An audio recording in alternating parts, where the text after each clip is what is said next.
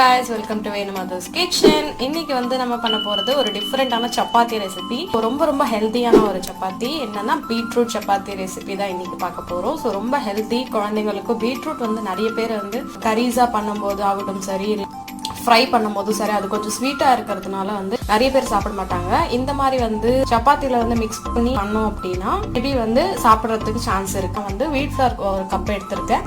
கடாயில கொஞ்சம் oil heat பண்ணிக்கலாம். ஆயில் ஹீட் ஆனதும் ஒரு டேபிள் ஸ்பூன் அளவுக்கு இஞ்சி பேஸ்ட் சேர்த்துக்கலாம். அதோட ஒரு கிரீன் சில்லி சேர்த்துட்டு இந்த மாதிரி நம்ம கிரேட் பண்ணி வச்சிருக்க பீட்ரூட் சேர்த்துக்கலாம்.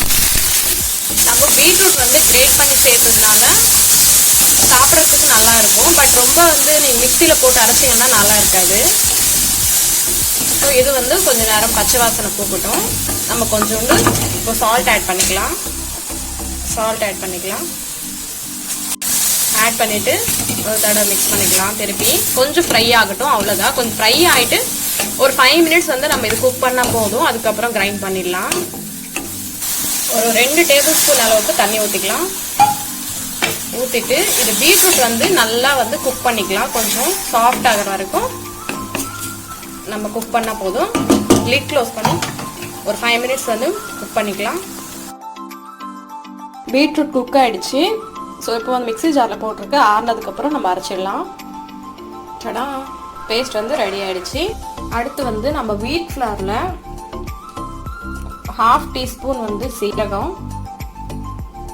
கொஞ்சம் எலுமிச்சை பழ சாறு, கொஞ்சம் கரம் மசாலா, இதுக்கு தக்கன சால்ட் ஆட் பண்ணிக்கலாம். ஆட் பண்ணதுக்கப்புறம் நம்ம அரைச்சி வச்சுருந்த பேஸ்ட்டு சேர்த்துக்கலாம்.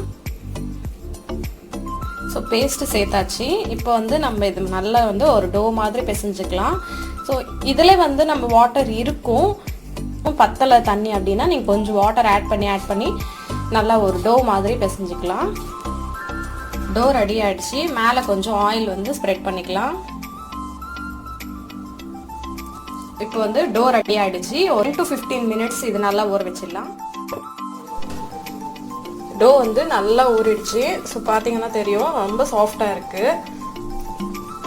இப்போ வந்து நம்ம கொஞ்சமாக எடுத்து உருட்டிடலாம். உருட்டியாச்சு. ஸோ ஒன்று வந்து இந்த மாதிரி ஃப்ரை பண்ணிக்கலாம். நல்லா வந்து மீடியம் ஃப்ளேமில் வச்சுட்டு ஃபஸ்ட்டு ஆயில் ஊற்ற வேணாம்.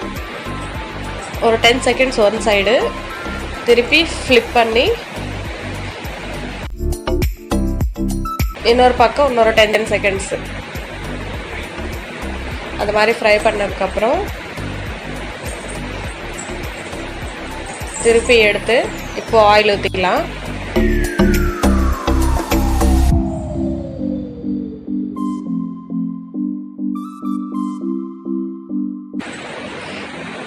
உங்களுக்கு நார்மல் சப்பாத்தி விட சீக்கிரமாகவே இது வந்து ஃப்ரை ஆகிடும். ஏன்னா நம்ம ஏற்கனவே பீட்ரூட் ஃப்ரை பண்ணிட்டு தானே ஆட் பண்ணியிருக்கோம். ஸோ அதனால் அவ்வளோ ஒன்றும் லேட் ஆகாது, உடனே வந்து குக் ஆகிடும். டக்குன்னு வந்து திருப்பிக்கோங்க, இல்லைன்னா வந்து பிளாக் ஆகிடும். அவ்வளோதான். டடா, சூப்பர்பான beetroot chapati with kurma ready ஆகிடுச்சு. ஸோ சூப்பர்பான ஒரு காம்பினேஷனு. சாப்பிடாதவங்களுக்கு இந்த மாதிரி சப்பாத்தியாக செஞ்சு கொடுத்துருங்க. ரொம்ப டேஸ்ட்டாக இருக்கும், காரமாக இருக்கும் சப்பாத்தி. ஸோ அதுக்கு வந்து குருமாவும் ரைத்தாவும் வந்து சைட் டிஷ் வந்து வேறு லெவலில் இருக்கும்.